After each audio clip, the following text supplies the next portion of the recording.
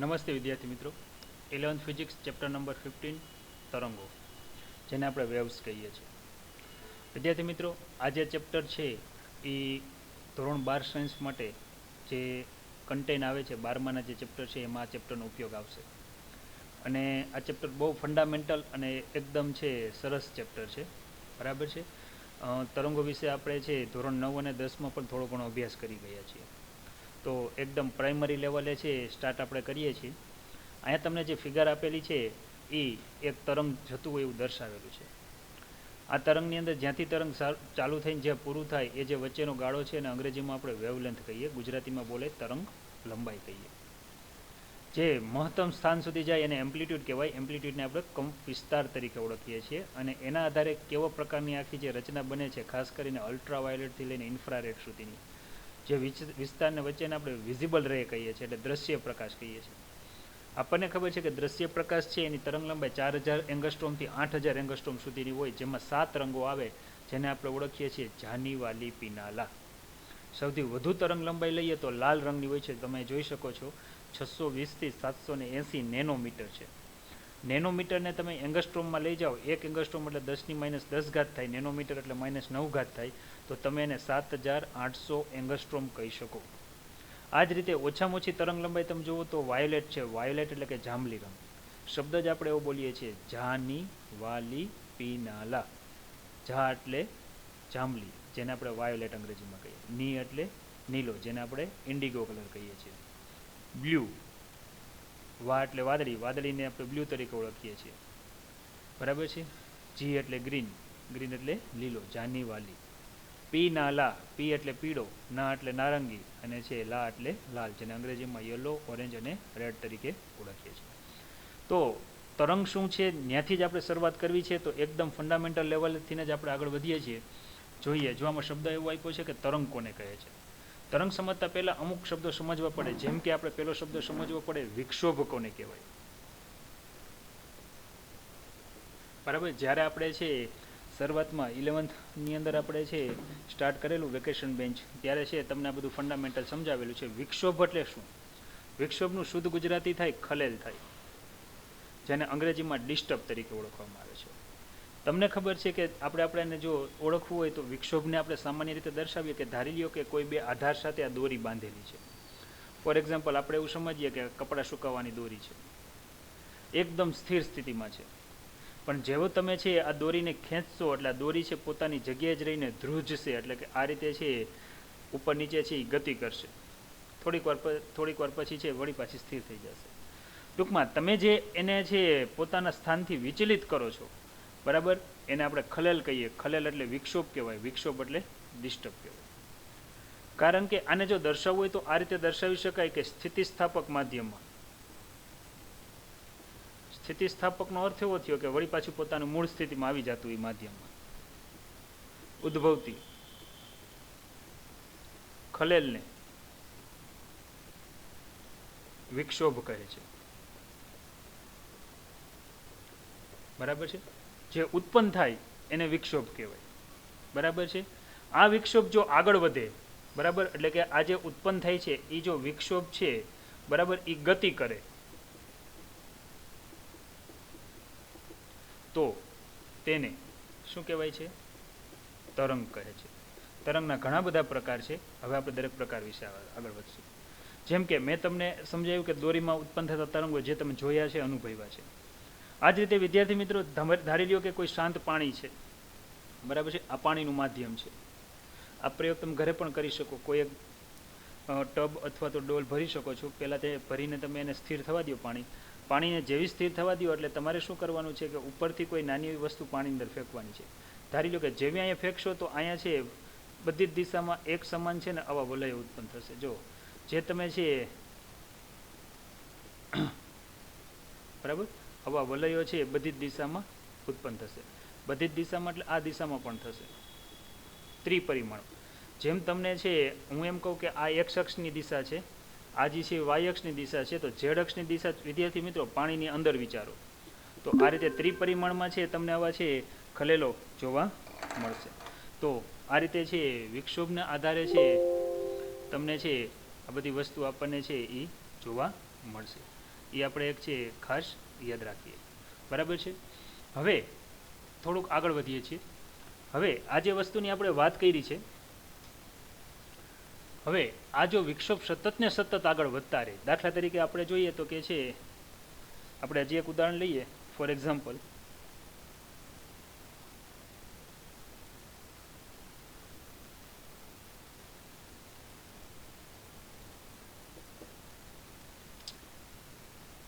બરાબર છે. આપણે છે એક ઉદાહરણ લઈએ. દાખલા તરીકે છે કોઈ એકાએક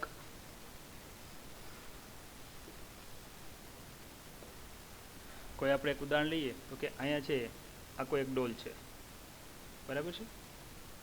હવે આની અંદર પાણી ભરેલું છે. તમે તમારી રીતે વિચારો. હવે ઉપરથી છે દાખલા તરીકે આ જે ડોલ છે અહીંયા છે એક નળ મૂકેલો છે. બરાબર છે. આવું કંઈક વિચારીએ. આ એક નળ છે. આ નળમાંથી પાણી ટીપે ટીપે નીચે પડે છે. એક ટીપું પડે પછી બીજું ટીપું પડવા માટે છે આપણે એમ કહીએ કે 30 સેકન્ડનો વચ્ચેનું અંતર છે, ડિસ્ટન્સ છે, સમયનો તફાવત. એક ટીપું પડે પછી પાણીની અંદર જે વલય ઉત્પન્ન થાય તમે જુઓ. જેવા શાંત પડશે એટલે વળી પાછું બીજું 30 સેકન્ડ પછી બીજું પાણીનું ટીપું ઉપરથી પડે છે, વળી વલય ઉત્પન્ન થાય. આ રીતે ક્રમશઃ છે નળ થોડોક આપણે ખુલ્લો મૂકેલો હોય, મીન્સ કે ટીપે ટીપે પાણી ઉપરથી નીચે પડતું હોય સમયાંતરે, તો આની અંદર સતત વલય ઉત્પન્ન જ થયા રાખે છે. આ જે વલય ઉત્પન્ન થાય છે એટલે કે તરંગ જ ઉત્પન્ન થયા રાખે છે. તો આ રીતે નક્કર તરંગો સર્જાય તો આ તરંગોને છે વિદ્યાર્થી મિત્રો કયો શબ્દ બોલાય છે? તરંગમાળા તરીકે ઓળખવામાં આવે છે. બરાબર. તો આના ઉપરથી છે આપણે આખી છે વિક્ષોભ કોને કહેવાય, તરંગ કોને કહેવાય અને છે તરંગમાળા કોને કહેવાય એની સમજૂતી લઈ જઈ શકીએ છીએ. વધારામાં છે આ તરંગો આપણે ઘણી બધી રીતે સમજી શકીએ છીએ. સામાન્ય આપણે ઉદાહરણ લઈએ. જેમ કે તમે જુઓ કે જે ભાત સમગ્રપણે દ્રવ્યના વાસ્તવિક સ્થાન ફેર કે વહન વગર ગતિ કરે તેને તરંગ કહેવાય. કહેવાનો અર્થ એ છે, સમજજો, યાદ રાખજો હું જે શબ્દ બોલું છું. ફોર એક્ઝામ્પલ, દાખલા તરીકે આ બધા રેલવેના ડબ્બા છે. આપણે એવું વિચારીએ, ખાસ યાદ રાખીએ, આ રેલવેના ડબ્બાનું છે કપલિંગ કરેલું છે, એટલે કે જોડાણ કરેલું છે. હવે થાય છે શું એની હું વાત કરું છું કે આગળ છે રેલવેના ડબ્બા જોઈન્ટ છે, આગળ છે એન્જિન દ્વારા આ રેલવેના ડબ્બાનું જોડાણ કરવામાં આવે છે. તમને ખબર છે જોડાણ કરવામાં આવે ત્યારે રેલવેનું એન્જિન વજનદાર હોય અને રિવર્સ લેવામાં આવે અને આની સાથે આનું કપલિંગ થતું હોય છે. જેવો થ્રસ્ટ છે આને છે આમ અહીંયા લાગતો હોય છે. બરાબર. તરત જ શું થશે કે એ જે થ્રસ્ટ એટલે ધક્કો, એ બીજો ડબ્બો અનુભવશે. બરાબર. આ જે છે એ આગળના ડબ્બા વહન પામશે. આ રીતે ક્રમશઃ છે એની અસર ધીરે ધીરે આગળ વધતી જાય છે. તો તમે જુઓ અહીંયા જે છે આ જે ડબ્બો છે જેને ધક્કો લાગ્યો છે, બરાબર, એ તો એ જ સ્થાને છે, પણ એની અસર છે એ ક્રમશઃ આગળ ને આગળ વધતી જાય છે. એનો અર્થ એવો થયો કે આના સ્થાનમાં કોઈ ફેરફાર થતો નથી. તો આ રીતે જે પ્રસરણ પામે છે, આપણે જે અવાજ આવે છે એને આપણે તરંગ કહી શકો છો. જે આમાં ધ્રુજારી અનુભવાય છે એને તમે તરંગ કહી શકો છો. ઉદાહરણ તરીકે હમણાં જ આપણે અહીંયા છે એક દોરીનું ઉદાહરણ લીધું. તમે દોરીમાં આ બિંદુએ વિક્ષોભ આપો છો અને એની અસર ક્રમશઃ આગળ વધતી જાય છે. તમે યાદ રાખજો આ બિંદુ તો એની જ જગ્યાએ છે. બરાબર છે. તો આ અર્થમાં આને તરંગ કહેવાય. ધારી લો કે અહીંયા કોઈ એક વ્યક્તિ ઊભો છે. આ વ્યક્તિ અહીંથી પોતે બોલે છે. બરાબર છે. બીજો કોઈ વ્યક્તિ અહીંયા ઊભો છે. અહીંયા વ્યક્તિ લિસનર છે, આ સાંભળનાર છે, આ સોર્સ એટલે ઉદ્ગમ છે. જ્યારે આ વ્યક્તિ બોલશે ત્યારે છે માધ્યમમાં હવાના કણો છે, એક કણ ઉર્જા બીજાને આપશે, બીજો ત્રીજાને આપશે, ત્રીજો ચોથાને આપશે. આ રીતે અવાજ અહીંયા સુધી પહોંચે છે. આ કણ છે એ પોતાની જગ્યાએથી હલતો નથી, પોતાના સ્થાન ઉપર જ રહે છે. આ અર્થમાં આપણે એમ કહી શકાય કે આ રીતે છે તરંગોનું વહન થતું હોય છે. હા, ચોક્કસ, જેમ જેમ તરંગની અસર આગળ વધતી જતી હોય, બરાબર, એમ અંતર સાથે એની ઉર્જા ઘટતી જતી હોય. એટલા માટે આપણે જ્યારે કોઈ વ્યક્તિ બોલતો હોય એની નજીક ઊભા હોય તો આપણે સ્પષ્ટ સંભળાતું હોય, અવાજ મોટો સંભળાય. પણ જેમ આપણે એનાથી દૂર જતા જઈએ એમ અવાજ ધીરે ધીરે મંદ પડતો હોય છે. તો ખાસ યાદ રાખીએ કે જે પણ કણ છે, બરાબર છે, એ ગતિ કર્યા વગર પોતાના સ્થાને છે ત્યાંથી જ ઊભો રહીને આગળના કણને અસર આપે, એના આગળના કણને અસર આપે. આ રીતે વહન થાય તો આ વહનને કહેવામાં આવે છે તરંગ. તરંગ વિશે વાત કરીએ તો કે પ્રકાશના તરંગો છે, ધ્વનિના તરંગો છે. આ રીતે છે પ્રકાશ અને ધ્વનિ એનું પ્રસરણ તરંગો સ્વરૂપે થતું હોય છે. તમને ખબર છે આધુનિક ટેકનોલોજીમાં છે મોબાઈલ છે, બરાબર છે, ત્યારબાદ આપણે વાત કરીએ તો કે ઇન્ટરનેટ છે, એ આ બધા તરંગોને આભારી છે. ટૂંકમાં આના દ્વારા છે તરંગો એટલે કે વન ટાઈપ ઓફ એનર્જી, ઉર્જાનું વહન થાય છે. કયું માધ્યમ છે એના પ્રકાર ઉપર પણ આધાર રાખે, કયા માધ્યમમાં કેટલો આગળ વધે છે એને આપણે વિક્ષોભ એટલે ખલલ કહી દીધું છે, બરાબર. આ રીતે આપણે એની અસર સમજી શકીએ છીએ. આમ વિક્ષોભની ગતિ છે, આ ગતિને છે તરંગ સ્પંદ અથવા તો તરંગ તરીકે ઓળખવામાં આવે છે. જો વ્યાખ્યા આવી ગઈ, માધ્યમમાં થતી વિક્ષોભની ગતિને તરંગ કહેવાય, અને આ ગતિ સતત ચાલુ રહે તો આને તરંગ માળા કહેવાય. આમ સૂર્ય જેવા તારાઓ, સાધનોમાંથી ઉત્પન્ન થતી ઉર્જા, જુદા જુદા પ્રકારની વિકિરણ ઉર્જા વગેરે આપણે છે સુધી જે પહોંચે છે એ તરંગ સ્વરૂપે જ પહોંચે છે. તમે વિચારો કે સૂર્ય છે એ પૃથ્વીથી કેટલો છે, તો કે ખૂબ દૂર છે, 10⁻11 મીટર દૂર છે, આપણે એવું ભણી ગયા. હવે સૂર્યમાંથી એનર્જી આપણા સુધી પહોંચે છે. યાદ રાખો, સૂર્યમાંથી જે કિરણ નીકળે ને પૃથ્વી તરફ પહોંચે ને તો પર સેકન્ડે 3 લાખ કિલોમીટરનું અંતર કાપે છે. પર સેકન્ડે 3 લાખ કિલોમીટર. છતાં પણ તેને છે પૃથ્વી સુધી પહોંચવા માટે 8 મિનિટ લાગે છે. સૂર્યમાંથી જે પ્રકાશનું કિરણ નીકળે છે પૃથ્વી પર પહોંચવા માટે લગભગ 8.24 સેકન્ડ સમથિંગ લાગે છે, બરાબર. તો એ તરંગ સ્વરૂપે આપણા સુધી પહોંચે છે. જ્યારે વાજિંત્રો વાગતા હોય, મનુષ્ય કે પક્ષીઓના અવાજો છે, એટલે કે ધ્વનિ તરંગો પણ આપણા સુધી પહોંચતા હોય છે. આ બધું તરંગ સ્વરૂપ દ્વારા થતું હોય છે. હવે આપણે એ સમજવાનું છે કે તરંગોના પ્રકાર કેટલા છે, કયા તરંગો છે, કઈ રીતે છે ગતિ કરે છે, એનું આપણે વર્ગીકરણ છે એ આપણે ઉદાહરણ સાથે સમજવું છે. મુખ્યત્વે રીતે તરંગ લઈએ તો એના 3 પ્રકાર પાડવામાં આવ્યા છે. કયા કયા પ્રકાર પાડવામાં આવ્યા છે એની વિગતે આપણે સમજૂતી લઈએ. એમાં જે છે જો વાત કરીએ તો જે પહેલો પ્રકાર છે એને યાંત્રિક તરંગ કીધું છે.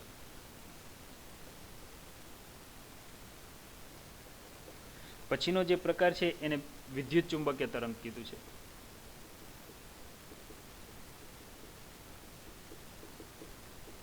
અને ત્રીજો જે પ્રકાર છે એને દ્રવ્ય તરંગ એવું નામ આપ્યું છે. યાદ રાખીએ, મુખ્યત્વે છે પ્રકારના આધારે 3 રૂપે વહેંચવામાં આવ્યા છે, બરાબર છે. પહેલાને છે મિકેનિકલ વેવ કીધું છે, બીજાને ઇલેક્ટ્રોમેગ્નેટિક વેવ કીધું છે, અને ત્રીજાને છે મેટર એટલે દ્રવ્ય તરંગ તરીકે ઓળખવામાં આવે છે. યાંત્રિક તરંગો છે એ શું છે? યાદ રાખીએ, યાંત્રિક તરંગોને જો તમારે વહેડાવવા હોય, દાખલા તરીકે છે આપણે ઉદાહરણ લઈએ કે ધ્વનિના તરંગો,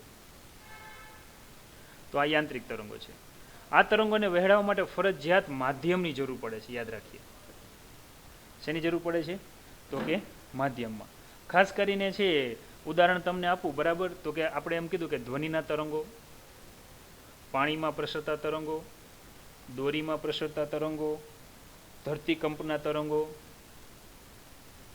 આ બધા જ તરંગો છે ને એ યાંત્રિક તરંગો છે, બરાબર, જેને પ્રસરવા માટે ફરજિયાત માધ્યમની જરૂર પડતી હોય છે. ટૂંકમાં આપણે એવું કહી શકીએ કે જે તરંગોને પ્રસરવા માટે સ્થિતિસ્થાપક માધ્યમની જરૂર પડે તેવા તરંગોને યાંત્રિક તરંગો કહેવામાં આવે છે.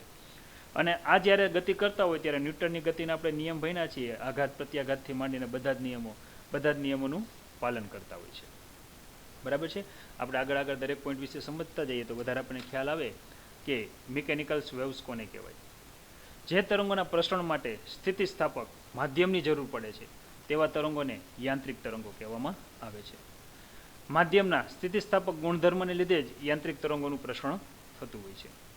દાખલા તરીકે પાણીની સપાટી પર પ્રસરતા તરંગો, દોરી પરના તરંગો, ધ્વનિના તરંગો, ધરતીકંપના તરંગો વગેરે તરંગો છે એને યાંત્રિક તરંગો કહેવાય છે. અને આ જ્યારે ગતિ થતી હોય છે ત્યારે ન્યૂટનની ગતિનો પહેલો, બીજો અને ત્રીજો નિયમ આપણને આવડે છે, બરાબર. આ નિયમોનું પાલન થતું હોય છે, ખાસ કરી અને બીજો અને ત્રીજા નિયમનું પાલન થતું હોય છે. હવે યાદ રાખીએ કે યાંત્રિક તરંગોને પ્રસરવા માટે માધ્યમની જરૂર પડે તો હું તમને એક સિમ્પલ ઉદાહરણ આપું. દાખલા તરીકે એક રૂમ છે, સમજો આ રૂમ છે, બાજુમાં 2 રૂમ છે. યાદ રાખીએ, એક અને બીજો રૂમ છે એકબીજાથી છે બધી રીતે અલગ છે. હા, વચ્ચે એવો કાચ મૂકેલો છે કે એકબીજાને જોઈ શકો છો. ધ્યાન આપજો કે કોઈ વ્યક્તિ અહીંયા બોલે છે કંઈક, તો બીજો વ્યક્તિ અહીંયા ઊભો હશે. યાદ રાખીએ, ત્યારે છે આ જે તરંગો છે એ આ વચ્ચેના માધ્યમમાંથી એને પાસ થવું પડે. પણ આ માધ્યમ જો એરટાઈટ હોય, બરાબર છે, તો એનો અર્થ એવો થયો કે અહીંથી છે નીકળતું તરંગ છે બીજા માધ્યમમાં પ્રવેશી શકશે નહીં. તો એક રૂમમાં રહેલ વ્યક્તિ છે બીજાના રૂમમાં રહેલ વ્યક્તિને જોઈ શકતો હોય, કાચની વચ્ચે દિવાલ હોય તો, પણ એ શું બોલે છે એ સાંભળી શકતો નથી. ઘણીવાર આપણે એવું થાય છે, આપણે ગાડીની અંદર બેઠા હોય, કાચ ચડાવેલા હોય, બહારથી કોઈ વ્યક્તિ બોલે તો બરાબર આપણે સંભળાય નહીં, તો આપણે કાચ ખોલીએ તો તરત જ આપણને સંભળાય. કારણ કે કાચના માધ્યમમાંથી છે આ ધ્વનિના તરંગો છે માધ્યમ એ પ્રકારનું હોય તો પાસ થઈ શકે નહીં. ટૂંકમાં એને પ્રસરવા માટે માધ્યમની જરૂર પડે. પણ તમે જોઈ શકો છો કે કાચ ભલે ગમે તેવો જાડો હોય, બરાબર છે, તમે એનો અવાજ ન સાંભળી શકો પણ એને જોઈ શકો. જેમ કે સૂર્યમાં છે ઘણા ધડાકા ભડાકા રોજ સેકન્ડમાં પાર વગરના થાય છે, જેમ ફટાકડા ફૂટે અને કેમ આપણને તિખારો જોવા મળે, એ જ તિખારાઓ ભેગા થાય એટલે આપણને છે સૂર્યપ્રકાશમાંથી પ્રકાશ ઉર્જા આખા બ્રહ્માંડમાં ફેલાતી જતી જોવા મળે છે. તો એનો અર્થ એવો થયો કે સૂર્યમાંથી જે તરંગો નીકળે છે એ પ્રકાશના તરંગો છે, એ પૃથ્વી સુધી પહોંચે છે, વચ્ચે કોઈ માધ્યમ નથી, પણ એનો અવાજ નથી સંભળાતો. અવાજ નથી સંભળાતો કારણ કે ધ્વનિના તરંગો છે એ યાંત્રિક છે, એના માટે માધ્યમ જોઈએ. બરાબર છે? તો આ રીતે આને આપણે સમજી શકીએ છીએ. બીજી વાત આવી કે વિદ્યુત ચુંબકીય તરંગો કોને કહેવાય? વિદ્યુત ચુંબકીય તરંગોને ઇલેક્ટ્રોમેગ્નેટિક વેવ્સ કહેવાય છે. આ કઈ રીતે હોય એની વાત કરીએ. આ તરંગ પ્રસરણની દિશા છે. અહીંયા તરંગ પ્રસરણની દિશાને લંબ રૂપે રહીને આ દોલનો થતા હોય છે. જો આ રીતે, જેમ કે આ દિશાનું વાય ડાયરેક્શન કહું, આ દિશાનું એક્સ ડાયરેક્શન કહું. તો આ જે તરંગ છે અહીંયા વિદ્યુત ક્ષેત્રનો સદિશ હોય, અને બહુ ડીપમાં ચર્ચા આપણે ધોરણ 12માના છે 8મા ચેપ્ટરમાં કરશું. આ વિદ્યુત ક્ષેત્રનો સદિશ છે. અને લંબ રૂપે જે છે ઘટક આવે છે, બરાબર, લંબ રૂપે જે અહીંથી આમ ઘટક આવશે,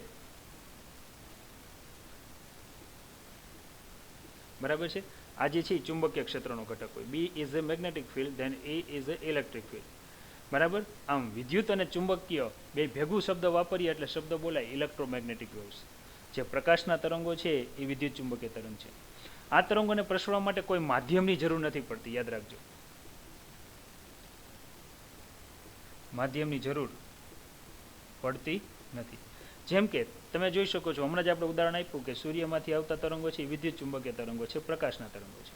હવે ત્યાંથી અહીંયા સુધી પહોંચે છે તો વચ્ચે તો કોઈ માધ્યમ છે નહીં, પૃથ્વીનું માધ્યમ છે એ અમુક ઊંચાઈ સુધી જ છે. છતાં પણ આ તરંગો છે પર સેકન્ડે કેટલું અંતર કાપતા હોય છે? તો કે 3 લાખ કિલોમીટરનું અંતર કાપીને આપણા સુધી પહોંચતા હોય છે. જેમ કે જો જે તરંગોને પ્રસરણ માટે માધ્યમની આવશ્યકતા નથી તેવા તરંગોને બિનયાંત્રિક તરંગો કહેવાય છે. એનું એક ઉદાહરણ વિદ્યુત ચુંબકીય તરંગો. બરાબર. આવા તરંગોને બિનયાંત્રિક અથવા વિદ્યુત ચુંબકીય તરંગો કહેવામાં આવે છે. વ્યાખ્યા આપણે યાદ રાખશું. જે તરંગોને પ્રસરણ માટે માધ્યમની જરૂર પડે એને યાંત્રિક તરંગો. ઉદાહરણ તરીકે દોરીમાં પ્રસરતા તરંગો, પાણીમાં પ્રસરતા તરંગો, ધ્વનિના તરંગો. જે તરંગોને પ્રસરણ માટે માધ્યમની જરૂર નથી પડતી તેવા તરંગોને બિનયાંત્રિક તરંગો. ઉદાહરણ તરીકે પ્રકાશના તરંગો. યાદ રાખજો, હમણાં હું પૂછીશ આ બધું. તો કે શૂન્યાવકાશમાં બધા જ વિદ્યુત ચુંબકીય તરંગોની ઝડપને સી સાઇન વડે દર્શાવે છે. યાદ રાખજો, સ્પીડ ઓફ લાઇટ, કે જેની સ્પીડ કંઈક આટલી હોય છે, એટલે નિયર અબાઉટ લઈએ તો 3 લાખ કિલોમીટર પર સેકન્ડ, એટલે કે 3 × 10⁸ મીટર પર સેકન્ડ, મીટર પ્રતિ સેકન્ડની હોય છે. આ તરંગો શૂન્યાવકાશમાં પ્રસરણ પામી શકે છે. અહીં છે આ પ્રકારના અવકાશમાં વિદ્યુત અને ચુંબકના ક્ષેત્ર સાથે સંકળાયેલ ગતિ કરતા હોય છે. આ પ્રકારના પ્રકારના કણોને બદલે અહીં વિદ્યુત અને ચુંબકીય ક્ષેત્રની તીવ્રતાના સદિશોના દોલન થતા હોય છે. જે તમને અહીંયા આકૃતિ બતાવી, જો સદિશો શબ્દ એવો તમે જોઈ શકો. જો આ વિદ્યુત ક્ષેત્રનો સદિશ વધતું જાય મૂલ્ય, વળી ઘટતું જાય, વળી વિરુદ્ધ દિશામાં વધતું જાય, આ પ્રકારે ગતિ થતી હોય. ચુંબકીય ક્ષેત્રમાં તમે જોઈ શકો છો. બરાબર છે. તો આ પ્રકારે ગતિ થતી હોય છે. આ તરંગો એટલે કયા કયા? આ તરંગો એટલે દઈએ તો કે સૂર્યમાંથી જે બધા જ તરંગો નીકળે છે, યાદ રાખજો. સૂર્યમાંથી છે ટોટલ છે જે તરંગો નીકળે છે એને જો તરંગ લંબાઈ અને આવૃત્તિને આધારે પ્રકાર પડ્યા છે તો 7 પ્રકાર પડ્યા છે. કેટલા છે? 7. કયા કયા છે એ તમને કહી દઉં. 7 પ્રકાર છે. એમાં રેડિયો તરંગ છે, જેનો ઉપયોગ છે આપણે કોમ્યુનિકેશનમાં કહીએ છીએ. પછી માઇક્રોવેવ છે. માઇક્રોવેવનો ઉપયોગ પણ કોમ્યુનિકેશનમાં થાય છે અને છે ખોરાક બનાવવા માટે પણ થાય છે. પછી આ એક્સરેસ છે. એક્સરેસનો ઉપયોગ આપણે ખબર છે કે આ તરંગોનો ઉપયોગ આપણે મેડિકલ ક્ષેત્રે કરીએ છીએ. પછી આવશે ગામારે. ગામારેનો ઉપયોગ છે એ ઇન્ડસ્ટ્રીઝમાં થાય છે, કારણ કે એની ઉર્જા ખૂબ વધુ હોય. 30 સેન્ટીમીટર જાડી છે એલ્યુમિનિયમની દિવાલ હોય ને, અહીંથી ગામારે અંદર એન્ટર થઈને આરામથી બહાર નીકળી શકે. 30 સેન્ટીમીટર જાડી એલ્યુમિનિયમ દિવાલમાંથી, એટલી બધી એની એનર્જી હોય છે. તમને ખબર છે એક્સરે આપણા શરીરમાંથી પાસ થઈ શકે પણ હાડકામાંથી પાસ નથી થઈ શકતું. બરાબર છે.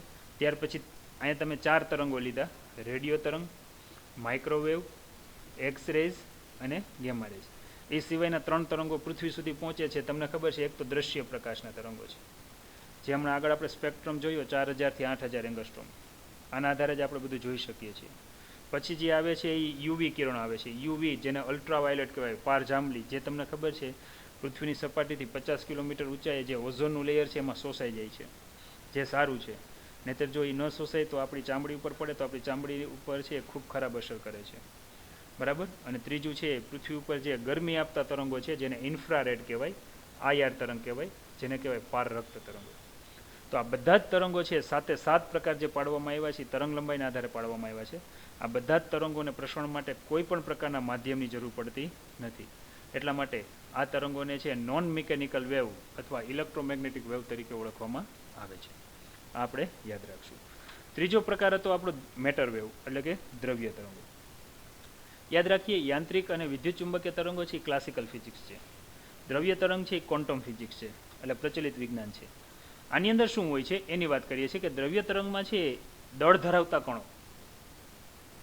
દળ ધરાવતા સૂક્ષ્મ કણોમાં કયા આવે તો કે ઇલેક્ટ્રોન આવે, પ્રોટોન આવે, ન્યુટ્રોન આવે. તમને ખબર છે કોઈ પણ પદાર્થ શેનો બનેલો હોય તો કે પરમાણુનો બનેલો હોય. પરમાણુની અંદર શું હોય તો કે ઇલેક્ટ્રોન, પ્રોટોન અને ન્યુટ્રોન હોય છે. હવે આ જે ઇલેક્ટ્રોન, પ્રોટોન અને ન્યુટ્રોન છે એ પાયાના કણો છે, સૂક્ષ્મ કણો છે. આ સૂક્ષ્મ કણો જ્યારે છે એના વિશે એની ચર્ચા સમજવી હોય બરાબર ત્યારે છે એને વેવ સ્વરૂપ ધારવામાં આવે છે. વેવ સ્વરૂપ એટલે એ દળ ધરાવતા કણો છે એ ગતિ કરતા હોય છે. એની ગતિ છે ને એ તરંગ સ્વરૂપે લેવામાં આવે છે. આમ તમે કે હું સીધા માર્ગે ગતિ કરતા હોય બરાબર છે, રોડ ઉપર જતા હોય તો આપણી ગતિ કાંઈ આ પ્રકારે ન થતા. આ જ્યારે ગતિ કરે ને ત્યારે કંઈક છે આ રીતે છે વેવ સ્વરૂપે ગતિ કરતા હોય છે. દળ ધરાવતા કણો છે આ રીતે ગતિ કરે એટલે એને શબ્દ નામ આપ્યો છે દ્રવ્ય તરંગો. વધારે ચર્ચા આની ડીપમાં આપણે છે chapter number 11th 12th physics એટલે આવતા વર્ષે આ સમયે કરશું ત્યારે એની પ્રોપર્ટીઝ શું છે એ ભણશું. અત્યારે આપણે ખાલી એટલું યાદ રાખીએ કે ઇલેક્ટ્રોન, પ્રોટોન, ન્યુટ્રોન જેવા સૂક્ષ્મ કણો છે, બીજા સૂક્ષ્મ કણો છે બરાબર એ અંદર ખાસ કરીને પરમાણુની અંદર એની ગતિ છે એ કંઈક આ પ્રકારે થતી હોય છે. જો આ રીતે હું સમજાવું તમને. ધારી લ્યો કે આ કેન્દ્ર છે, આ કોઈ એક કક્ષા છે. આ કક્ષાની અંદર ઇલેક્ટ્રોન છે R જેટલા અંતર. તમને ખબર છે આપણે દરેક વખતે એવું દોરીએ છીએ કે પરમાણુ છે, પરમાણુમાં કોઈ કક્ષા છે, ઇલેક્ટ્રોન છે V જેટલા વેગથી કક્ષાની અંદર ગતિ કરતો હોય એવું વિચારીએ આપણે. પણ આજે ઇલેક્ટ્રોનની હું ગતિ લઉં બરાબર તો ઇલેક્ટ્રોનની ગતિ વિદ્યાર્થી મિત્રો કંઈક આવી હોય છે. જો અંદર ગતિ કરે એ વાત સાચી પણ આવા તરંગ સ્વરૂપે ગતિ થતી હોય છે. જો આ રીતે ગતિ થતી હોય છે બરાબર છે. તો અહીંયા આપણે શબ્દ આપ્યો છે કે ગતિમાન ઇલેક્ટ્રોન, પ્રોટોન અને ન્યુટ્રોન જેવા કણો છે બરાબર છે એ 1 મિનિટ ચાલુ રાખજો વિદ્યાર્થી મિત્રો. આ રીતે છે ઇલેક્ટ્રોન, પ્રોટોન, ન્યુટ્રોન જેવા સૂક્ષ્મ કણો છે બરાબર એ ગતિ થતી હોય છે. આ ગતિને આપણે છે દ્રવ્ય તરંગો સ્વરૂપે દર્શાવી શકીએ છીએ. ન્યુટ્રોન જેવા બીજા મૂળભૂત કણોમાં કયા આવે? ન્યુટ્રીનો આવે, એન્ટી ન્યુટ્રીનો આવે, આ બધા કણો આવે છે પણ એની ચર્ચા બહુ આપણે ડીપમાં અત્યારે નહીં કરીએ. અણુ અને પરમાણુઓ સાથે સંકળાયેલ તરંગોને દ્રવ્ય તરંગો કહેવામાં આવે છે. આ બધા કણો દ્રવ્યની રચના કરતા હોવાથી તેમને દ્રવ્ય તરંગ તરીકે ઓળખવામાં આવે છે. દ્રવ્ય એટલે કોઈ પણ પદાર્થ બનતો હોય તો અણુ પરમાણુથી બને, એની અંદર શું હોય તો કે ઇલેક્ટ્રોન, પ્રોટોન, ન્યુટ્રોન હોય. આમ ઇલેક્ટ્રોન, પ્રોટોન સાથે સંકળાયેલા આ બધા તરંગો છે કે જેને છે તમે જોઈ શકો છો. એને સમજવા માટેનું જે છે ઇન્સ્ટ્રુમેન્ટ છે, આ ઇન્સ્ટ્રુમેન્ટને કહેવાય છે ઇલેક્ટ્રોન માઇક્રોસ્કોપ. ઇલેક્ટ્રોન માઇક્રોસ્કોપ દ્વારા છે તમે છે ઇલેક્ટ્રોન પરનો વીજભાર જાણી શકો છો, એની સ્થિતિ જાણી શકો છો, એની ગતિ અંગેનો પણ છે અભ્યાસ કરી શકો છો. તો વિદ્યાર્થી મિત્રો આપણો પ્રશ્ન શું હતો એ તમને આઈડિયા આવી ગયો છે કે તરંગો કેટલા પ્રકારના? તો 3. પહેલું યાદ રાખજો, યાંત્રિક તરંગ. જે તરંગને પ્રસરણ માટે માધ્યમની જરૂર પડે તેને યાંત્રિક તરંગ કહેવાય. જે તરંગને પ્રસરણ માટે માધ્યમની જરૂર ન પડે તેને બિનયાંત્રિક તરંગ કહેવાય અથવા વિદ્યુત ચુંબકીય તરંગ કહેવાય. ઇલેક્ટ્રોન, પ્રોટોન, ન્યુટ્રોન છે જેવા સૂક્ષ્મ કણો જ્યારે ગતિ કરતા હોય ત્યારે છે એને દ્રવ્ય તરંગ તરીકે લેવામાં આવે છે. તો આ એકદમ ફંડામેન્ટલ છે પ્રશ્ન હતો એ આપણે પૂર્ણ કર્યો. હવે તરંગો વિશે, ગતિ વિશે કયા કયા વૈજ્ઞાનિકોએ આપણને સમજૂતી આપી છે એવું કીધું છે આપણને. યાદ રાખીએ કે ખાલી એક આ જોઈ લ્યો અને અત્યારે સાલ જુઓ કઈ છે. આ બેનો તફાવત જો કેટલા વર્ષનો દેખાય છે તમને બરાબર. ધારી લ્યો કે અહીંયા છે 2029 સમજી લઉં બરાબર. આપણે છે 8-9 વર્ષ આગળ વયા જઈએ. અહીંયા 1629 સમજી લઉં તો એનો અર્થ એવો થયો અહીં 0 આવશે, અહીં 0 આવશે, 20માંથી 16 જાય એટલે 4. એટલે આ વાત છે ને 400 વર્ષ પહેલાંની છે, બિફોર 400 વર્ષ. વિદ્યાર્થી મિત્રો 400 વર્ષની ખાલી તમે 40 વર્ષ પહેલાંની આપણે ગુજરાતની પરિસ્થિતિની વાત કરો. આપણા મમ્મી પપ્પા ની ઉંમર અથવા તો હું એમ કહું કે એની 40 થી 50ની આજુબાજુ હશે. હવે 40 વર્ષ પહેલાં આપણું ગુજરાત કેવું હતું, ભારત કેવું હતું એની વાત કરો બરાબર. અને આ કેટલી વાત છે? 400 વર્ષ. યાદ રાખો કે 1970 પછી, યાદ રાખો 1917 પછી ભારતની અંદર છે ગામડાઓમાં લાઇટ આવી છે. બરાબર છે. 1900 ને હજી તો કેટલા એવા ગામડા છે કે ત્યાં લાઇટ પહોંચી નથી. એટલે માણસો છે એ લાઇટ શું છે એ અમુકને તો ખબર નથી. બરાબર. દાખલા તરીકે તમને ખબર છે કે જે ખેત મજૂરી કરતા હોય છે, માણસો જે વિસ્તારમાં રહેતા હોય છે એ લોકો દીવાના અંજવાળે રહેતા હોય છે. ત્યાં રાતે લાઇટ નથી હોતી, પંખા નથી હોતા. બરાબર. અને આ વાત તમે જુઓ તો કે આપણા કરતાં આ લોકો કેટલા આગળ છે. બરાબર છે. રિસર્ચ લેવલે એકદમ સંખ્યા ઓછી. બ્રિટનની વસ્તી વિદ્યાર્થી મિત્રો છે 5.5 કરોડની છે. તમને કહી દો ગુજરાતની વસ્તી છે 7 કરોડની છે. બરાબર. બ્રિટન કે જે 1947 પહેલાં અડધી દુનિયા ઉપર 80 કરતાં વધારે દેશ ઉપર રાજ કરતું. બરાબર. વસ્તી કેટલી છે અત્યારે? 5.7 કરોડ. ભારતની વસ્તી કેટલી છે? ગુજરાતની વસ્તી કેટલી છે? તો કે 7 કરોડ ઉપર. એનો અર્થ એવો થયો કે આ લોકોનું રિસર્ચ લેવલ કેટલું આગળ છે, કઈ રીતે આ લોકોનું જીવન છે, જે પૃથ્વી ઉપર આવ્યા છે આપણે કઈ રીતે જીવીએ છીએ. તમને ખબર છે કે જાજા બધા જીવડા ભેગા થાય, કીડા મકોડા ભેગા થાય, એમાં કેટલાય ચેપાઈને મરે. એ પરિસ્થિતિ અત્યારે ઇન્ડિયાની છે. આંધાધૂંધી છે બધી જ જગ્યાએ તમે જુઓ. બરાબર છે. કોઈ વસ્તુ નિશ્ચિત નથી. એક વસ્તુ નિશ્ચિત છે કે આવતા અઠવાડિયે સ્કૂલ ખુલશે, એના માટે બધા તૈયાર રહેજો. તો 400 વર્ષ પહેલાં ખાસ કરીને હાઇજીન્સ, વૈજ્ઞાનિકનું નામ છે, આમાં હાઇગેન્સ લખ્યું છે, એને અંગ્રેજીમાં હાઇજીન્સ તરીકે બોલે છે, ક્રિશ્ચિયન હાઇજીન્સ. એને તરંગ વિશે બહુ સરસ માહિતી આપેલી છે. બરાબર. ત્યારબાદ આવે છે રોબર્ટ હુક અને આઇઝેક ન્યૂટન. બરાબર. આ બધા વૈજ્ઞાનિકોએ છે તરંગ સાથે સંકળાયેલા ઘણા બધા ખ્યાલો રજૂ કર્યા છે. યાદ રાખીએ કે જ્યારે આ ખ્યાલોની વાત ચાલતી હતી ત્યારે ઇલેક્ટ્રિસિટીની પણ શોધ નહોતી થઈ. આ ત્યારની વાત છે. હમણાં જ મેં તમને એક ઉદાહરણ આપ્યું. આ ઉદાહરણની આપણે ફરીવાર ચર્ચા કરીએ કે તરંગના પ્રસરણ માટે સ્પ્રિંગોનું ઉદાહરણ સમજાવું. આરામથી સમજાવી શકાય છે. કઈ રીતે સમજાવી શકાય? બરાબર. તમે જોઈ શકો છો કે અહીંયા આકૃતિમાં બધા એક સાથે બીજી સ્પ્રિંગ જોડાયેલી છે. હવે આ તો અહીંયા આધાર ફિક્સ છે, એટલે આ જે સ્થિતિ છે આમાં કોઈ પણ જાતનો કંઈ ફેરફાર થવાનો છે નહીં. હવે શું કરવાનું છે કે તમારે ખેંચીને મૂકવાની છે. બરાબર. અને તમે ખેંચીને મૂકશો તો કેવા પ્રકારની સ્થિતિ આપણને જોવા મળશે એની વાત કરીએ. તો કે જ્યારે આમાં આની લંબાઈમાં વધારો થાય, ત્યારબાદ આની લંબાઈમાં વધારો થાય અને આ રીતે આમ લંબાઈમાં વધારો થાય. તમે જોઈ શકો છો અહીંયા જેવું તમે મૂકશો એટલે વળી પાછું છે અહીંયા સંકોચન થશે.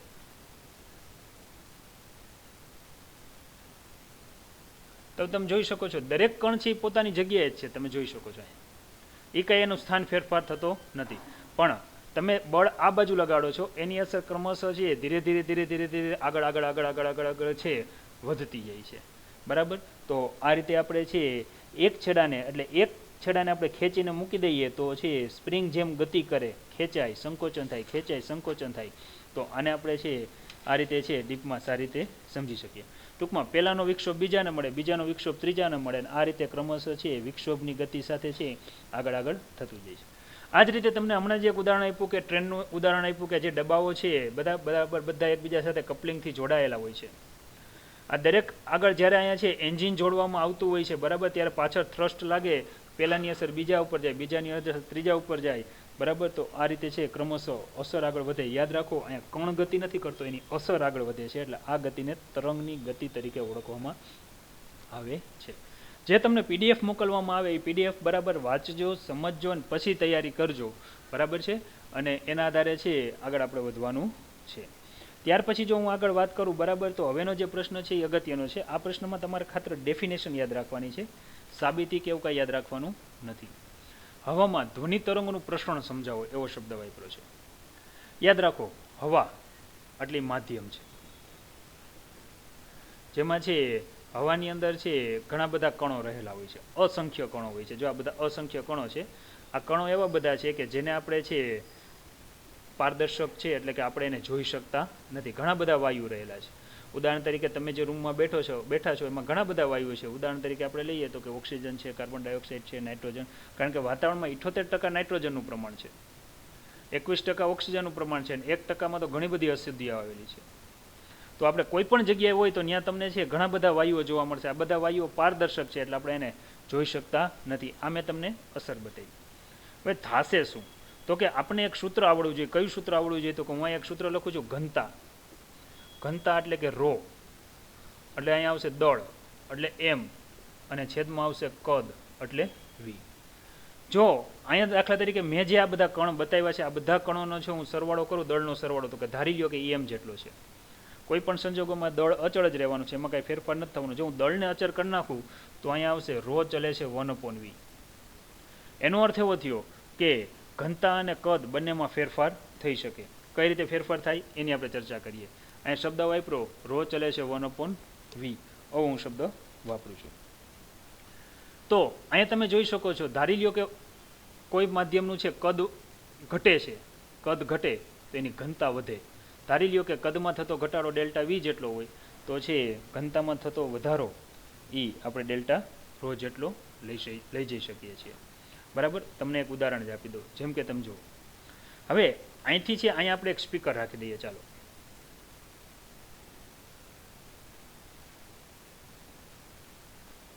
બરાબર છે, અહીંયા એક સ્પીકર રાખેલું છે. એટલે અહીંથી જે ધ્વનિ તરંગો બહાર નીકળે છે, બહાર નીકળશે એટલે શું થશે તો કે આ એક કણની અસર બીજા કણ ઉપર આવશે, એટલે એક બીજા કણો નજીક આવશે. જો અહીંયા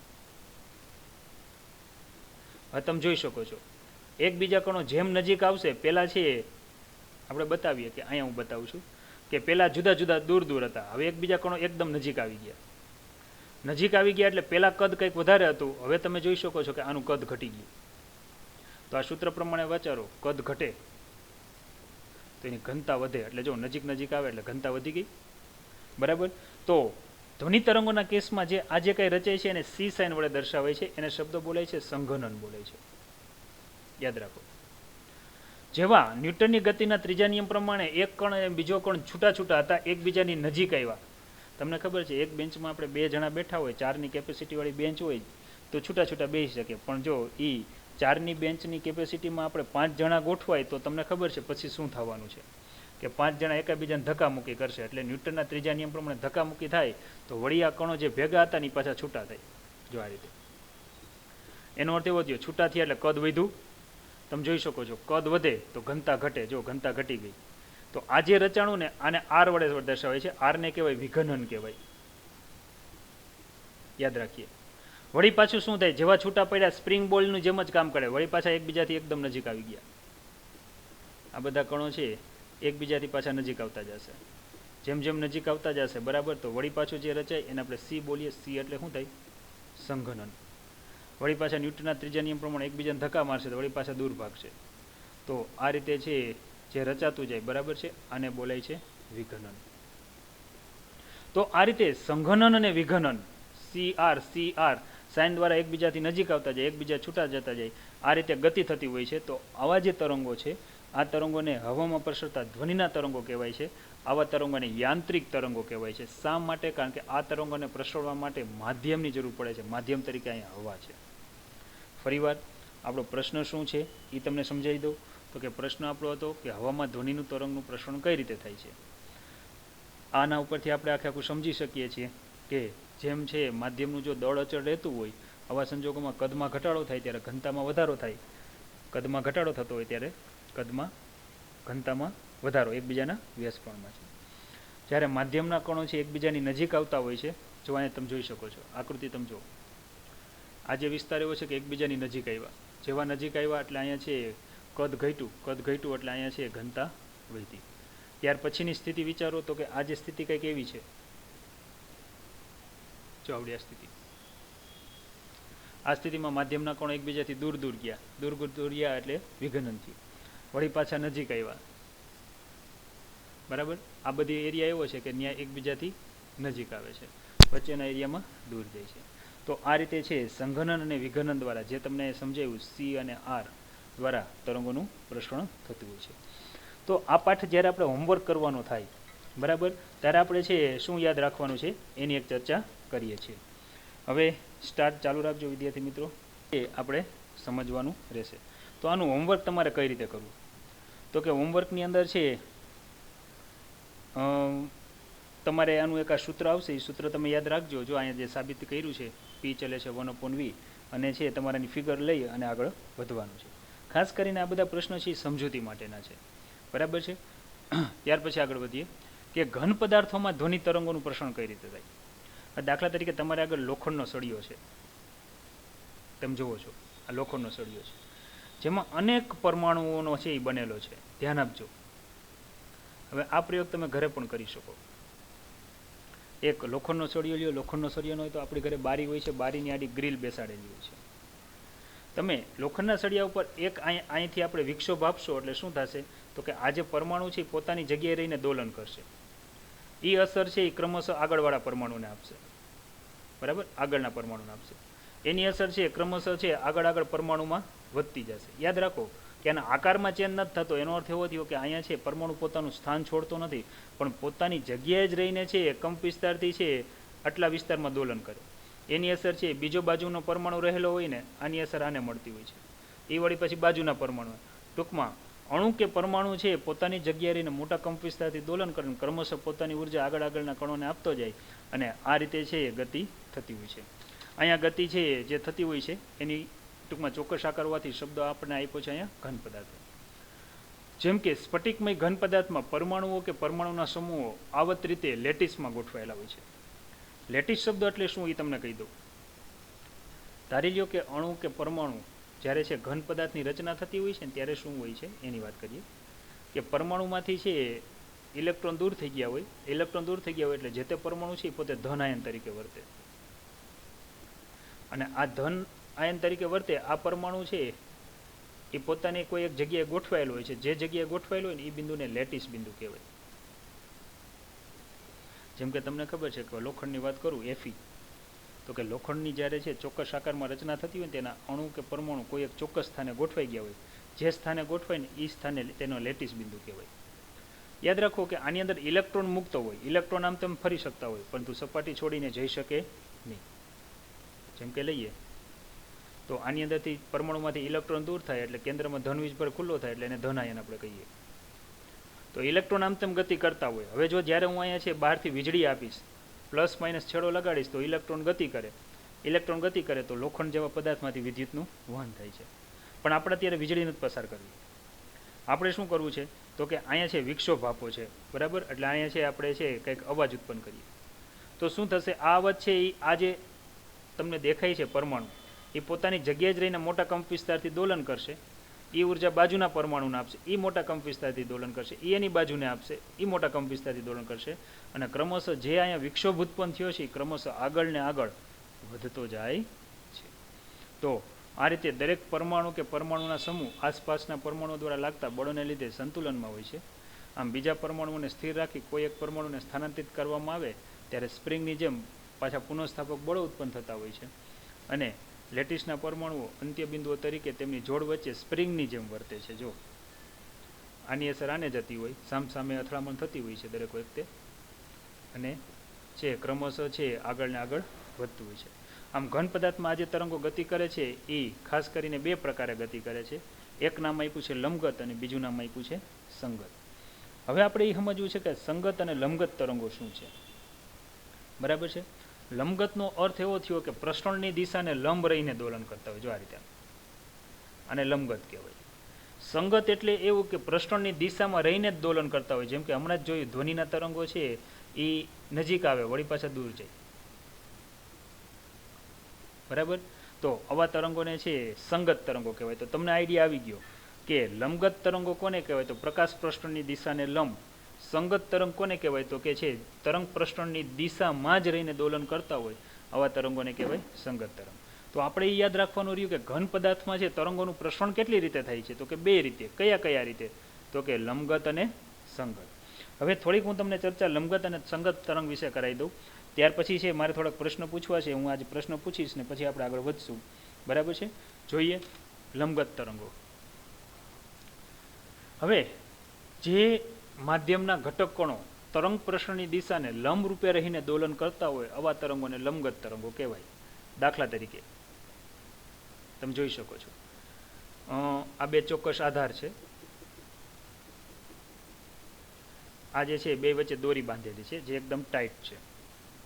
હવે તમે શું કરો છો કે આ દોરીમાં વિક્ષોભ આપો છો, એને ખેંચીને મૂકો છો.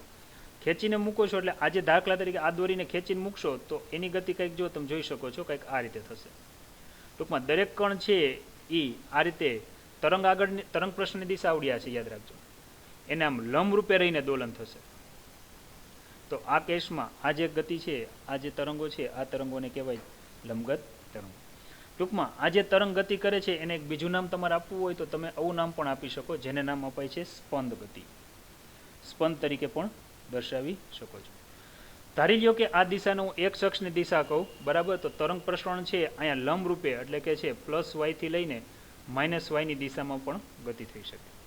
ધારી લ્યો કે આ તરંગને તમે છે તમામ બોર્ડમાં મેં જે દોરેલું છે ને લંબ રૂપે રહીને ખેંચીને મૂકો છો, તો શું થાય, તો અંદર જશે બહાર આવશે, અંદર જશે બહાર આવશે. એટલે એ જે દિશા છે એને હું જો આ એક અક્ષની દિશા આને કહેતો હોઉં તો અંદર જાય બહાર જાય જો પ્રકારની ગતિ હોય તો એને આ પ્રકારની ગતિ વડે હું દર્શાવી શકું. તો આને ઝેડ ડાયરેક્શન કહેવાય. તો આપણે ખાલી એટલું યાદ રાખવાનું છે કે જે માધ્યમમાં ઘટક કણો તરંગ પ્રસરણની દિશાને લંબ રૂપે રહીને દોલન કરતા હોય તેવા તરંગોને લંબગત તરંગો કહેવાય. ઉદાહરણ તરીકે યાદ રાખવાનું પ્રકાશના તરંગો એટલે વિદ્યુત ચુંબકીય તરંગો. કારણ કે અહીંયા તમને સમજાયું છે, જો પ્રકાશના તરંગો જો તમે જોઈ શકો છો, આ જે છે તરંગ પ્રસરણની દિશા છે એને લંબ રૂપે રહીને જો વિદ્યુત અને ચુંબકીય ક્ષેત્રના સદિશો જો દોલન કરે છે. એટલે કે તમે અહીં જોઈ શકો છો વિદ્યુત ક્ષેત્રનો સદિશ y ડાયરેક્શનમાં અને છે ચુંબકીય ક્ષેત્રનો સદિશ છે z ડાયરેક્શનમાં અંદર બહાર ગતિ કરે છે. તો વિદ્યાર્થી મિત્રો, આ રીતે છે માત્ર આની વ્યાખ્યા યાદ રાખજો. ઉદાહરણ તરીકે તમારે યાદ રાખવાનું દોરીમાં પ્રસરતા તરંગો, પ્રકાશના તરંગો, બધા જ તરંગો છે આ તરંગોને કહેવાય છે લંબગત તરંગો. ત્યાર પછી વાત કરીએ કે સંગત તરંગો કોને કહેવાય. હવે સંગત તરંગની વાત કરવા માટે અહીંયા એક બહુ મસ્ત ઉદાહરણ આપ્યું છે. જે માધ્યમના ઘટકો તરંગ પ્રસરણની દિશાને સમાંતર રહીને દોલન કરતા હોય તેવા તરંગોને સંગત તરંગો કહેવાય.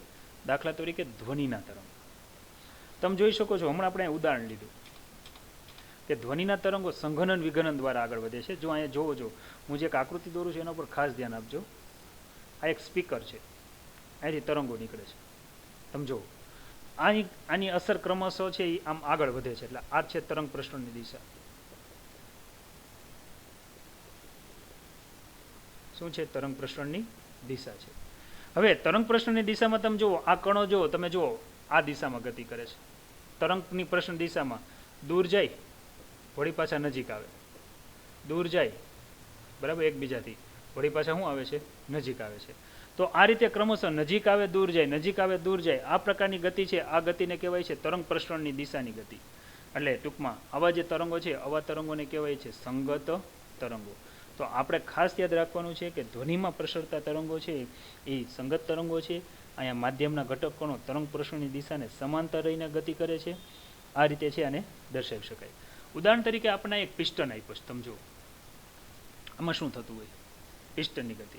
ધારી લો કે આ પિસ્ટન ઉપર નીચે થાય છે તો શું થાય કે જ્યારે છે આપણે બતાવીએ, આપણે દેશી પદ્ધતિ વડે પિસ્ટન દોરીએ. આ પિસ્ટન છે, આ માધ્યમના કણો છે, બરાબર છે. હવે શું થાય છે કે ઉપરથી પ્રેશર આવે છે F જેટલું. જેવું પ્રેશર આવશે એટલે અહીંયા છે કદ ઘટશે. એટલે તમે જુઓ પ્રસરણની દિશા અને છે આનું વાયુનું સંકોચન થશે, બરાબર છે. એટલે તમે જોઈ શકો છો જે દિશામાં તરંગનું પ્રસરણ થાય છે એ જ દિશામાં છે સંકોચન થાય અને સમાંતર રહે. એ જ રીતે જ્યારે પિસ્ટન ઉપરની તરફ થાય ત્યારે આ જે વાયુ છે જે સંકોચન થયું હતું એ વળી પાછું ખુલે છે. એટલે વળી પાછું છે આ રીતે ઉપર નીચે ગતિ થશે. તો પિસ્ટન છે એ સ્ટેપ બાય સ્ટેપ ઉપરથી નીચે ક્રમશઃ ગતિ કરતો જાય, એમ દબાણ હવાને પ્રેસ કરે અને હવાને પાછું જ્યારે છે પિસ્ટન ઉપર તરફ જાય તો હવા છે એની વચ્ચેનું દબાણ ઘટે. તો આ પ્રકારનું જે પ્રસરણ છે આ પ્રસરણને છે લોન્જિટ્યુડનલ વેવ્સ એટલે કે સંગત તરંગો તરીકે ઓળખવામાં આવે છે. વિદ્યાર્થી